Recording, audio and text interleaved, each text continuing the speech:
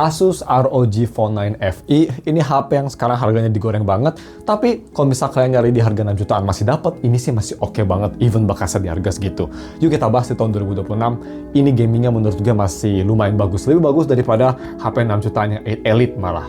Kita cek aja sendiri.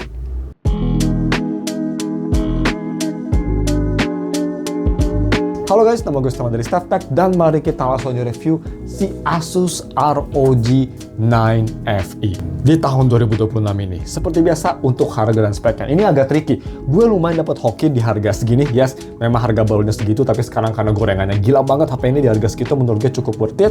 Ini varian 12256 kalau nggak salah, yes. Dan ini gue dapat masih garansi sampai Agustus 2026.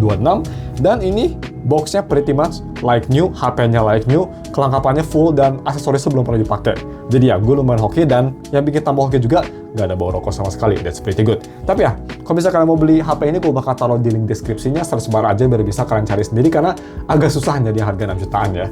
Oke, untuk speknya kita cepet aja, dia pakai Snapdragon 8 Gen 3. Menurut gue 8 Gen 3 terbaik. Malah di beberapa aspek lebih bagus daripada 8 Elite.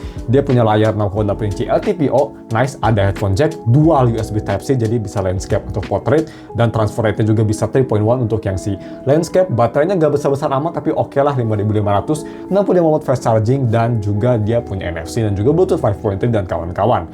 Bagaimana untuk desain dan displaynya? Kita omongin dulu desain belakang. Jujur sih, gue biasa paling benci yang gamerly look, tapi ini tuh gamer looknya tuh proper ya, kerasa kayak elegan, jadi gue suka. Ditambah lagi si anime matrixnya itu lumayan bagus juga, karena dia tuh kayak discreet banget dan hanya warna putih. Ngingetin gue sama Nothing Phone zaman sekarang ya, kayak Glyph, namanya Glyph apa lah, Glyph matrixnya Nothing Phone zaman sekarang. Tapi ya, anime matrixnya sih gue suka, lumayan keren, lumayan bikin jadi HP eksklusif dan kelihatan kayak hologram gitu, padahal enggak ya, kayak floating gitu. Overall desain belakang sih gue suka, tapi memang ini desain belakangnya tuh pretty much kayak versi gamernya Zenfone 11 kalau misalnya kalian ingat. Desain depan simple, dot display, dan walaupun bezel bukannya paling tipis kalau misalnya mau dibandingin sama kayak F7 Ultra, F8 Pro, atau X8 Pro Max, atau iQOO 15R, tapi udah cukup oke, masih lumayan tipis, masih enak, dan untuk size sendiri 6,8 inci, cukup besar dan cukup enak di tangan. Cuma memang dia ini tuh gak gendut ya, lebih ke arah tinggi untuk panjangnya sendiri sih, jadi ya keep in mind aja. Tapi yang bikin bagus banget ini dari layarnya. Udah LTPO yang artinya bisa sampai 1 Hz, so that's good. Dan juga kualitas layarnya ini bagus banget. Lebih ke arah balance, sedikit vibrant. Jadi kalau misalnya kalian mau main game, nonton film, apapun itu kerasa vibrant tapi nggak oversaturasi, enak dilihat, view angle bagus. Cuma keluhan dari gue, dia low brightness-nya agak jelek. Jadi kalau misalnya kalian lagi pakai HP ini di ruangan yang gelap gitu atau remang-remang, dia nggak bisa gelap banget dibanding sama HP biasanya gitu. Jadi itu aja kelemahannya sih menurut gue. Yang bikin bagus banget di HP ini, haptiknya. Ini haptiknya menurut gue one of the strongest yang ada di Android device. Mau itu puluhan juta, mau itu 1 jutaan. Ini yang salah satu paling powerful. Powerful banget, bulat, enak, dan motornya ini benar-benar bagus banget buat ngetik keyboard, buat main game terutama kayak Enfield yang ada haptiknya, itu kerasa enak banget sih, bagus haptiknya di sini. Lebih bagus daripada kayak Poco gitu. Nah, iPhone, Samsung, nah this is much better menurut gue, lebih strong, nice. Yang pastinya bagus untuk gaming ya. Dan untuk masalah visibilitas di bawah sinar matahari, ini juga bagus ya, surprisingly. Di kondisi ya agak cloudy, tapi overall cerah, bisa kita lihat di biro. Layar masih terang loh, masih terang, kelihatan, no problem at all. Terus kira-kira bagaimana untuk si biometric? Dia pakai optical fingerprint, tapi bisa kita lihat, dia optical fingerprintnya penempatannya bagus ya, jadi di atas gitu, nggak terlalu bawah, so that's good. Cuma memang karena gue udah pakai screen protector, jadi scanning nggak yang paling cepat. Tapi memang optical juga nggak secepat ultrasonic.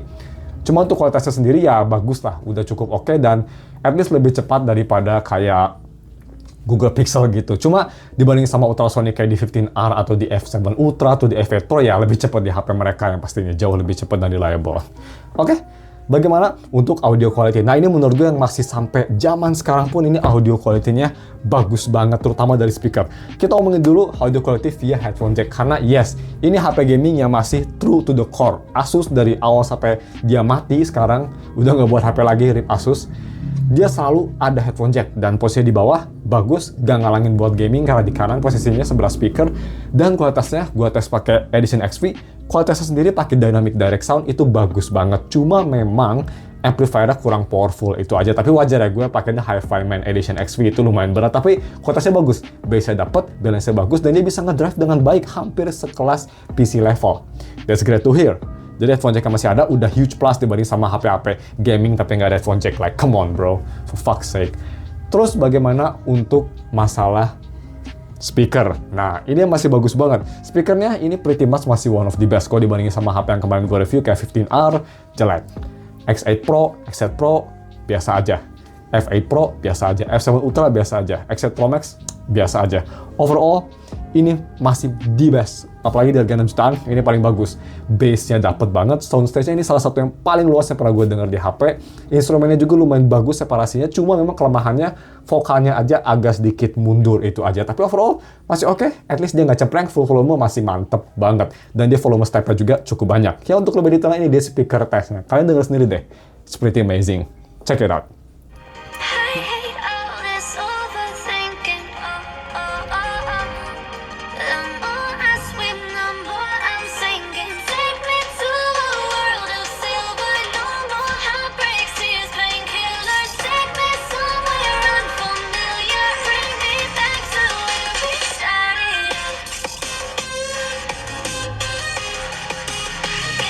Check it out. Moving on ke kamera quality. Kita cepat aja, dia belakang kameranya pasti dua kamera, 48 megapiksel main kamera, dan juga yang kedua itu 50 megapiksel ya, gimbal OIS, dan yang kedua itu di 13 megapiksel ultra wide. Dia sebenarnya ada makro di 5 megapiksel tapi ya kamera bajakan doang itu mah. Dan kamera depan dia di 32 megapiksel. Untuk video recording kamera depan bisa 1080p aja, dan kamera belakang bisa sampai 8K 30, tapi ya 4K 60 itu di base-nya aja. Kalau bisa mau ganti lensa, hanya bisa di 4K 30 ya. Oke, fotonya gimana? Ya untuk HP gaming, karena dia itu DNA-nya ada DNA Zenfone 11, jadi kualitas fotonya bagus ya, lumayan anomali. Biasanya kan kalau gaming jelek, ini lumayan oke lah, bisa kita lihat. Dynamic range bagus, kualitas fotonya lebih ke arah kontras, terus lebih ke arah bluish, gue suka. Overall, fotonya mau pakai ultrawide atau main kamera, actually pretty good. Selfie juga lumayan oke ya. Natural, nggak ada smoothing nggak jelas di HP Cina lainnya. It's pretty good. Dan untuk masalah video recording, ini juga bagus karena main kameranya ada gimbal OIS. Jadi kalau misalnya kalian gamer, tapi ingin nge-record video, ini gimbal OIS-nya bagus banget loh. Jadi ya, gue bakal tes di 4K 60 dan di 4K 30 buat gue ganti ke ultrawide. Check it out. Oke guys, ini dia video recording pakai resolusi 4K 60 di Asus ROG Phone 9 FE. Buat HP gaming karena ini DNA-nya Zenfone 11, jadi dia bagus ya. Gimbalnya pakai gimbal OIS, jadi udah gimbal mode. Smooth 4K 60, cuma dia memang kita nggak bisa gonta-ganti lensa. Hanya maksimum 4 kali, nggak bisa ke ultrawide. Kalau misalnya mau ke 4K 30, nah 4K 30 kita bisa ganti ke ultrawide. Jadi ya at least kalau ingin ultrawide 4K 30 ya. Dan kualitasnya juga bagus loh untuk 4K 30. Dia cukup bagus, lagi padat nih. Detailnya oke. Ya untuk kelas HP gaming ini bagus kualitas videonya. Bagaimana menurut kalian? Langsung aja moving on ke gaming performance. Moving on ke yang paling mantap di HP ini yaitu gaming performance. Pas gue pertama kali review HP ini turunnya setahun yang lalu, gue benar-benar surprise banget sama game performance yang benar-benar bagus banget, dan untuk edge entry ini pretty much on top. Kira-kira sekarang gimana? Jadi, in summary, ini masih mind blowing. Gue udah tes Wuthering Wave NTE dan Agnes Enfield kemarin di channel satu lagi. Mending kalian nonton kalau ingin lebih tahu detailnya para gamer. Tapi in summary di sini aja, gue tes game ketiga tersebut, terutama untuk Wuthering Wave ya. Bisa kita lihat tuh, gue taruh aja lah ya. Dua-duanya Wuthering Wave sama NTE. Tapi untuk Wuthering Wave ini bagus banget, lebih bagus daripada 8 Elite yang ada di F7 Ultra atau F8 Pro 100%. Yes, dia memang lebih nge-push performance-nya, dan dia temperatur 51 Celsius pun ya, dia sampai 51 Celsius loh, dan sampai 51 pun dia masih nge-retain 60 FPS. Again, gue nggak rekomen kalau misal kalian main Wuthering Wave max setting pakai cooler, dan HP ini throttling baru di 12 menit, yang bagus banget untuk HP gaming pakai passive cooler kayak gini. Jadi untuk gue amazing. Buat NTE ini gue main 20 menit, 25 menit ya, hampir 30 menit, hampir setengah jam main, dan dia temperaturnya hanya sekitar 45-46 Celsius, dan FPS-nya pretty much rata nih, rata banget di 60 FPS, smooth. Kalau misalnya nggak percaya nih, kita lihat ya ke scene 8, gue udah rekam. Nah, nih Wuthering Wave 54, 83, 46 maksimum, itu untuk yang inside-nya. Dan NTE 98% smoothness-nya, average 60.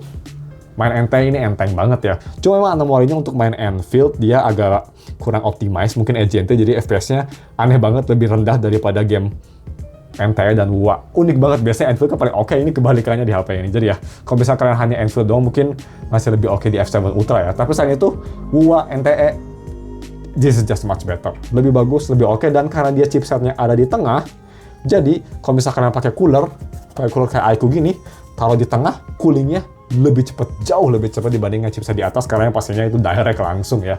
So that's good. Dan yang gak kalah bagus juga buat kalian para wibu yang suka main rhythm game, Project Sekai di HP ini paling bagus menurut gue. Dari semua Android, ini yang paling bagus. Karena dia touch sensitivity-nya bagus banget ya, ibu dibanding sama HP gaming kayak 15R, atau F7 Ultra, F8 Pro gitu ya. Ini smooth banget dan benar-benar responsif banget, kayak one to one, kayak instan banget response time. Kalian bisa lihat tuh, gue main di B-roll gitu sampai joget-joget kanan kiri karena memang sangat responsif. Itu benar-benar big difference banget. Jadi kalian mau main lagu paling gampang, paling susah di HP ini, responsif gak ada masalah, asalkan kalian nyalain si extreme mode-nya ya, biar bisa nge-maximize performance dan FPS juga biar tetap 120 Hz.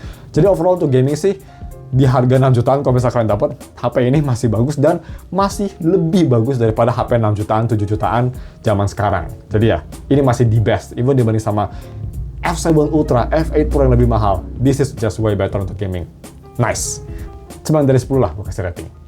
Bagaimana untuk UI-nya? Nah ini Achilles heel-nya, kelemahan besar dari HP ini. Pertama rilis gue lupa lagi, kalau nggak salah dia pertama rilis itu di Android 15 ya. Jujur gue lupa lagi.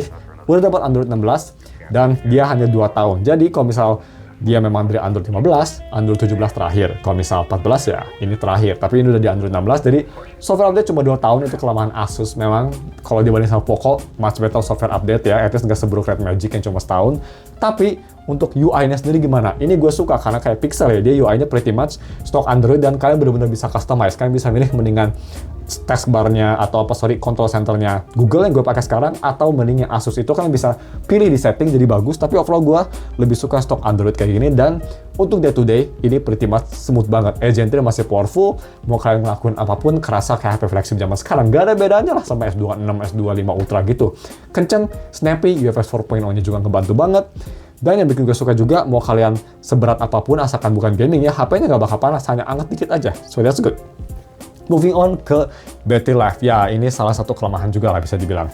5.500 mAh baterai di zaman sekarang yang baterainya sampai 7.000, 8.000. Memang untuk main game ini kerasa kayak cepet turunnya ya, sekitar kayak ya main sekitar 10 menitan dia bisa turun sekitar 78% lah bisa dibilang. Jadi agak cepet boros, dan untuk main game memang seboros itu. Tapi kalau bisa buat day to day biasa sih ya 1 sampai 1,5 hari masih nggak ada masalah, asalkan kalian matiin si anime Matrix ini lumayan ngedrain baterai juga sih.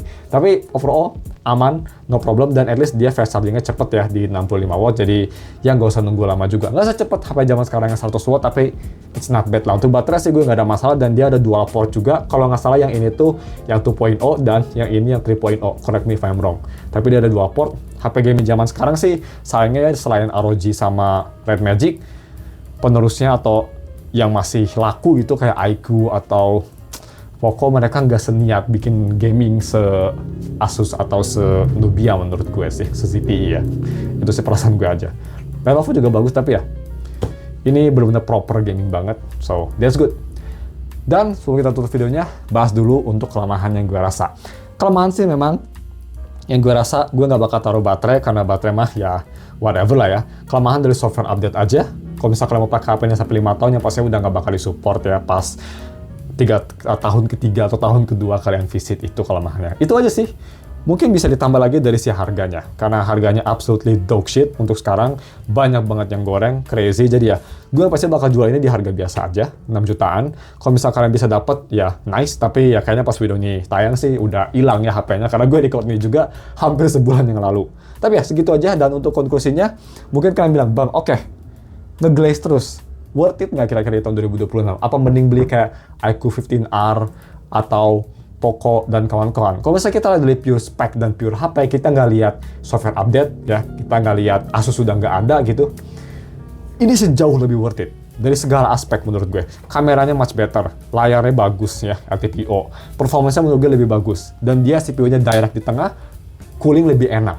Tapi kalau misalnya kita secara garis besar, memang kalau mau main aman, terutama dari software dan service ya, Vivo dan Xiaomi atau Poco dan iQOO itu much better. Karena Asus seperti kita tahu, dog shit ya, laptopnya aja dog shit apalagi HP-nya gitu. Tapi ya, selain itu sih kalau misalnya kita lihat dari HP sendiri, ini di harga 6 juta masih oke banget. Salah satu HP gaming yang kerasa premium banget dibanding sama kayak Poco X7 Pro Max yang dari metal, ini metalnya kerasa lebih berbobot, kerasa lebih premium aja gitu. Jadi kalau dari HP sendiri, yes, way worth it, way better dibanding HP 6 atau 7 jutaan zaman sekarang. Itu konklusi gue. Gimana menurut kalian? Kalau misalnya masih punya ROG, bisa komen di bawah, kita diskusi. Thank you for watching, dan ketemu lagi minggu depan untuk video review HP bekas yang masih worth it lainnya.